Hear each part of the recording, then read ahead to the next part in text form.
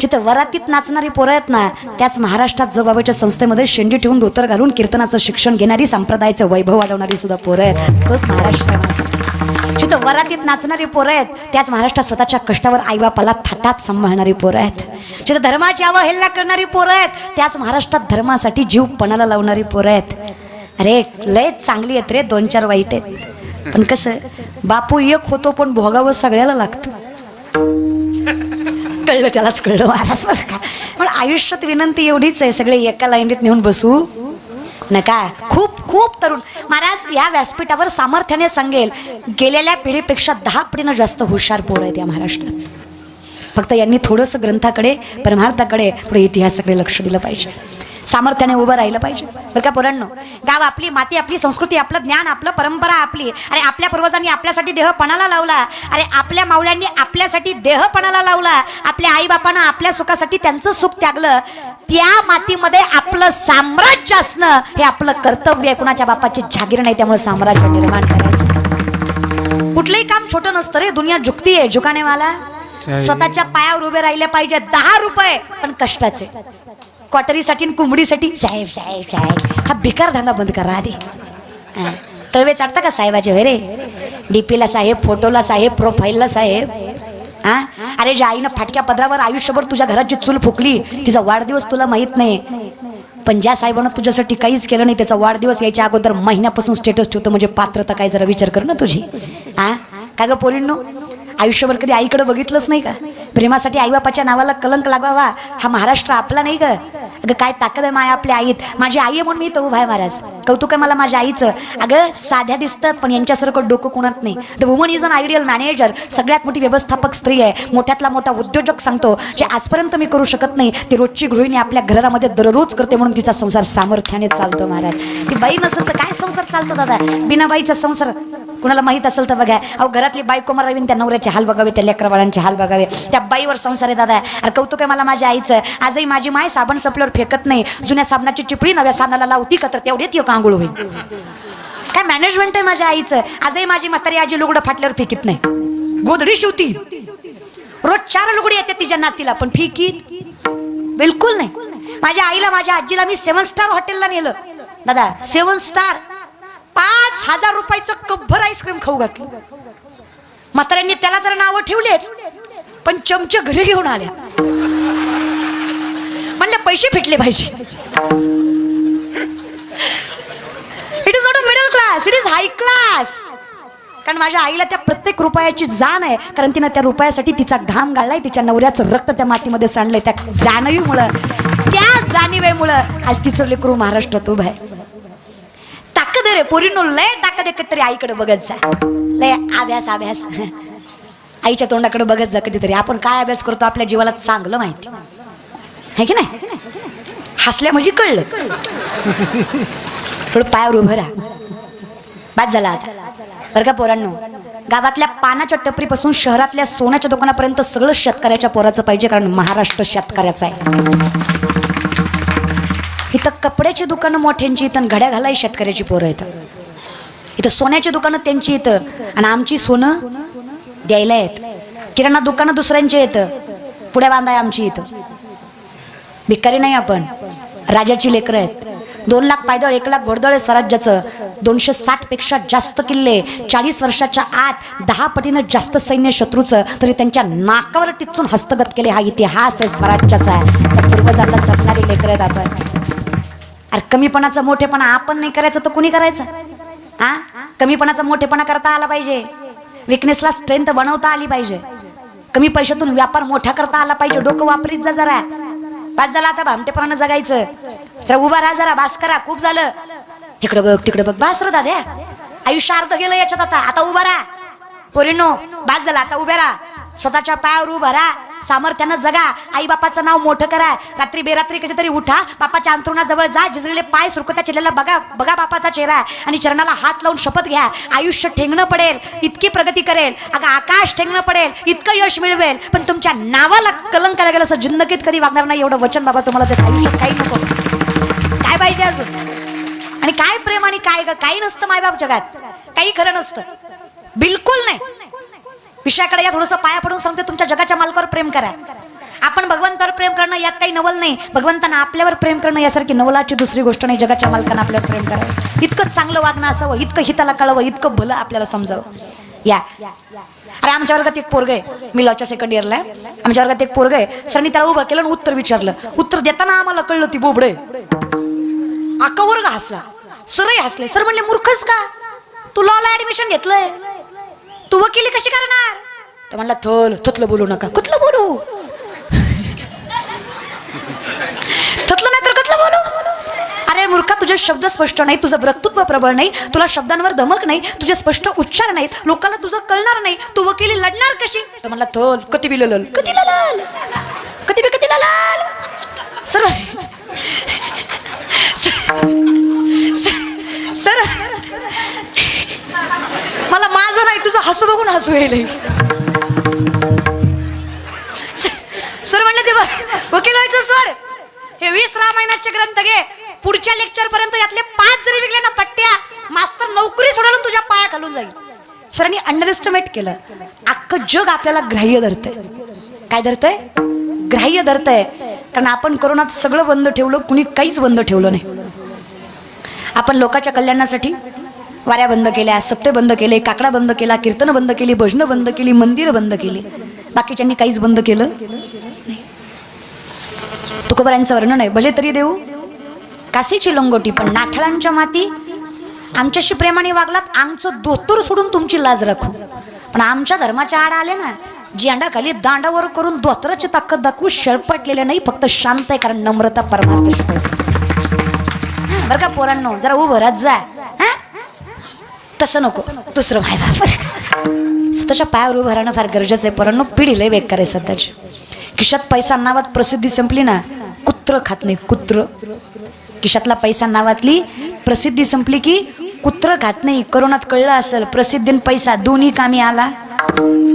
करोडपती नवरा पॉझिटिव्ह निघाला, सख्खी बायको कुत्र्यासारखी भाकर टाकायची. नवरा मोत्या एकाच खुटीला होता. तेव्हा त्याला कळलं येतो ट्रेलर आहे भाई, पिक्चर अभी बाकी आहे. म्हणून विनंती आहे, आपल्यासाठी जगा. ज्ञानोबारात तुकोबारात समजून घ्या. उभा केलं दुसरं लेक्चर भरायपर्यंत 5 तरी ग्रंथ विकले पाहिजेस. सरांना माहित होतं जमणार नाही. पुढचं लेक्चर भरलं, सरांनी उभा केलं त्याला, का रे विकले का? त्याने खाली मान घातली. सर म्हणले माहित होतं रे नाही विकणार. पोरगा म्हणला तेल ठगले विकले. सर म्हणले कस काय?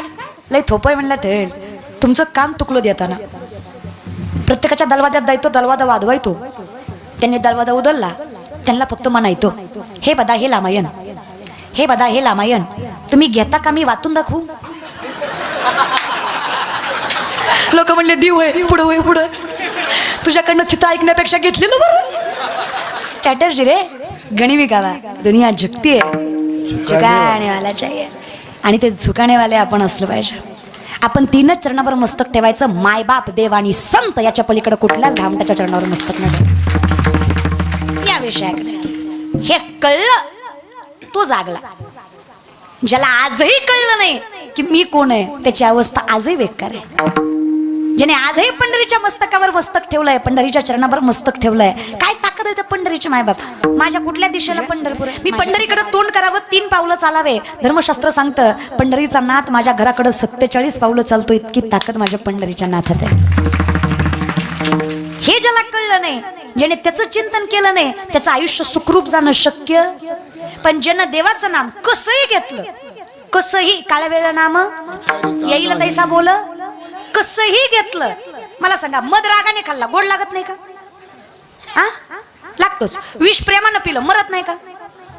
विषाला म्हणायचं माय किती गोड आहे, माय किती गुणाचे आहे, मारायचं नाही, एकदा पिऊनच बघते माय असं म्हणून प्यायचं. मारित नाही का?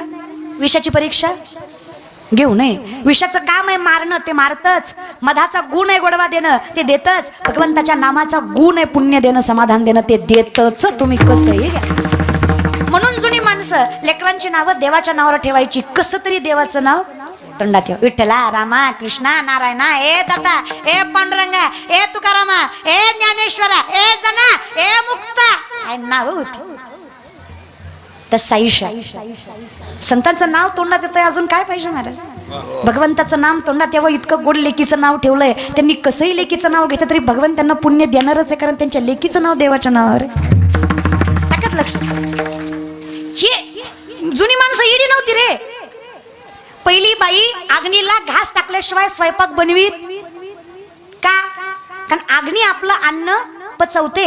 माऊली वर्णन करतात ज्ञानेश्वरीमध्ये, तसंच गीतेमध्ये वर्णन आहे. अहम वैश्वानरो भूत्वा प्राणिनाम देहमाश्रित प्राणापान समायुक्त पच्चमेन्यम चतुर्विधम. अरे तू कुठल्या बेसिसवर माझं अस्तित्व नाकारतोयस? अर्जुना, तुझं खाल्लेलं अन्न पचवणारा मी आहे. अहम मी आहे जो तुझं अन्न पचवतोय. जठरामध्ये अग्नी म्हणून जो वास करतो तो जर विठ्ठल आहे, तर कुठल्या बेसिसवर आम्ही स्वतःला शान समजतोय? मग चाले शरीर पचवणारच तो आहे, मग चाले शरीर कोण बोलविते? शंकराचार्य वर्णन करतात. करारविंदेन पदारविंदम मुखारविंदेन विनिवेशयन्तम वटस्य पत्रस्य पुटेशयानं बालं मुकुन्दं मनसा स्मरामि. श्रीकृष्ण गोविंद हरे मुरारी हे नाथ नारायण वासुदेव. बोला श्रीकृष्ण गोविंद हरे मुरारी हे नाथ नारायण वासुदेव. जिवे पिबस्वामृत मृतमेतदेव, जिवे पिबस्वामृत मृतमेतदेव. गोविंद दामोदर माधवेति श्रीकृष्ण गोविंद हरे मुरारी हे नाथ नारायण वासुदेव. श्रीकृष्ण गोविंद हरे मुरारी हे नाथ नारायण वासुदेव. देखे भगवान आते नहीं, तुम मीरा के जैसे बुलाते नहीं. कौन कहते कि भगवान आते नहीं, वेद शबरी के तरह खिलाते नहीं. अच्युतम केशव कृष्ण दामोदरम राम नारायणम जानकी वल्लभम. अच्युतम केशव कृष्ण दामोदरम राम नारायणम जानकी. कभी राम बन के कभी श्याम बन के चले आना प्रभु जी चले आना. कभी राम बन के कभी श्याम बन के चले आना प्रभु जी चले आना. कभी राम बन के कभी श्याम बन के चले आना प्रभु जी चले आना. कभी राम बन के कभी श्याम बन के चले आना प्रभु जी चले आना. ओ पालनहारे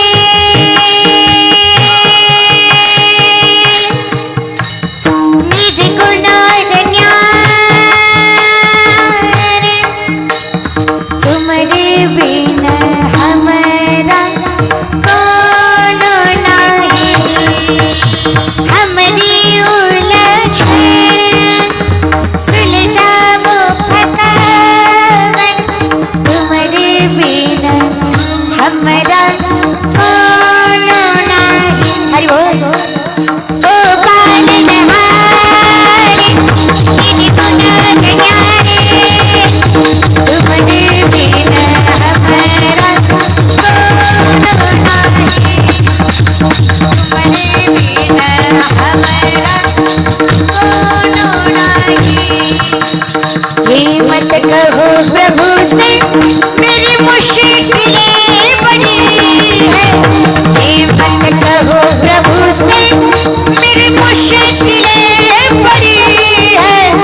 इन मुश्किलों से कह दो, इन मुश्किलों से कह दो मेरा प्रभु बड़ा है. इन मुश्किलों से कह दो मेरा प्रभु बड़ा.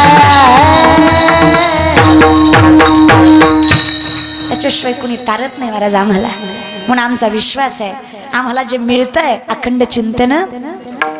पण हे चिंतन आमच्या पदरात पडलंय. माझ्या वडिलांची तुझी चरण सेवा आम्हाला पांडुरंग कळला का तर आम्ही आमच्या बापाच्या पोटी जन्माला आलो, जो आमचा बाप माळकरी आहे. आमच्या घरात परमार्थ म्हणून आम्हाला ज्ञानेश्वरी कळली, आमच्या घरात परमार्थ म्हणून आम्हाला गाथा कळला. जर आम्हाला ज्ञानोबा आहे तुकोबा आहे जन्मल्यापासून कळले नसते तर आम्ही या स्थितीला उभा राहिलो नसतो. आमच्या घरात परमार्थ आहे म्हणून आम्ही आज यशाच्या शिखरावर आहे. त्याचं कारण आहे अभंगाचं प्रथम.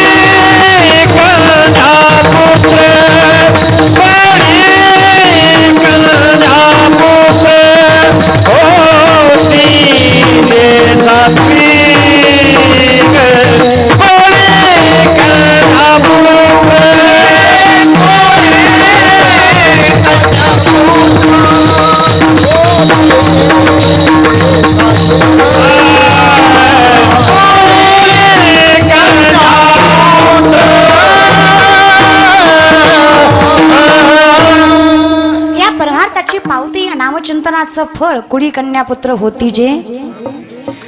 मुलगा असो नाही तर मुलगी संप्रदायात फरक नाही. इथे सकलांशी येथे प्रत्येकाला जनाई मुक्ताई सुखोबाई कान्होबात्रा तुकोबराय ज्ञानोबराय सुखोबराय नामदेवराय नाथबाबा सगळ्यांना परवानगी आहे. मुलगी असो नाही तर मुलगा, पण वर्णन आधी मुलीचं आहे.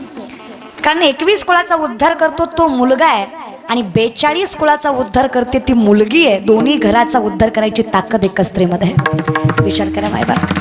ब्रह्म विष्णू आणि महेश तिघांनाही महिषासुराचं मर्दन जमलं नाही, कारण ब्रह्माचा वर आहे महिषासुराला की तुझा देव आणि दैत्य वध करू शकत नाही. तिघही दमली आहेत. अहो जर विनाश होईल महिषासुराचं जर राज्य चाललं तर पृथ्वी तलाचा पाताळ तलाचा आणि या स्वर्ग लोकाचाही विनाश होईल. स्वतःचं राज्य निर्माण करेल तो महिषासूर. माजलाय अधर्माने माजलाय. तिघांनाही वध करता आला नाही. तिघांनी मिळून एक स्वरूप निर्माण केलं, ती म्हणजे आदिशक्ती आई भवानी. आणि तिला सांगितलं अगं आई आमच्या तिघांनाही जमलं नाही, पण आमचा विश्वास आहे तुझ्या ज्याने अशक्य अशी कुठलीच गोष्ट नाही. साधं सांगायचं म्हटलं तर तिघांनाही जे जमलं नाही ते एका स्त्रीने करून दाखवलं. तिला आदिशक्ती आई भवानी म्हणायचं, ते स्वरूप लेकीचं.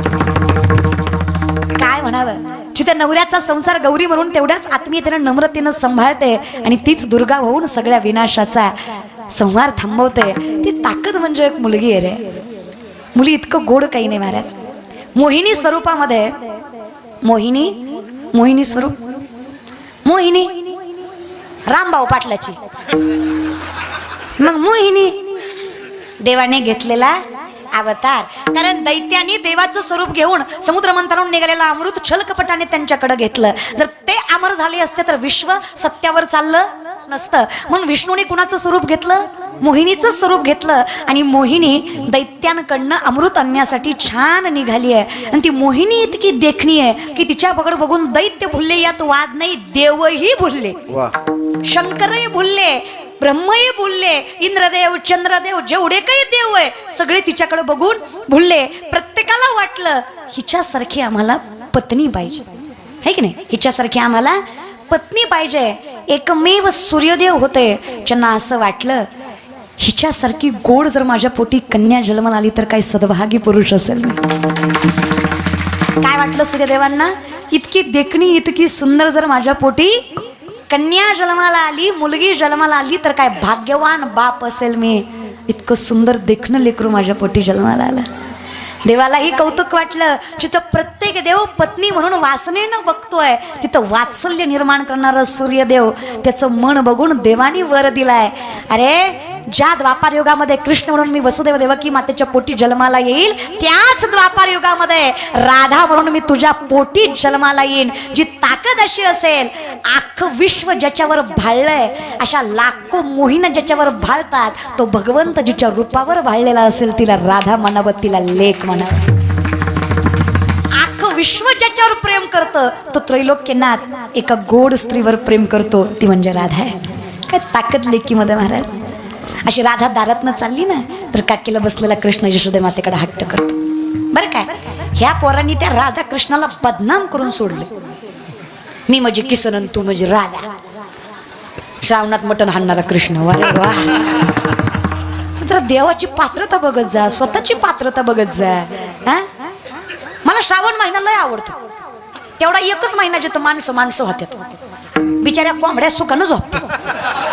मला आनंद वाटतो, आयुष्यभर मला आनंद वाटतो. हां, पण त्याच्यात बी हाणणारी काय काय असते ती. विनंती नका रे देवाची बरोबरी.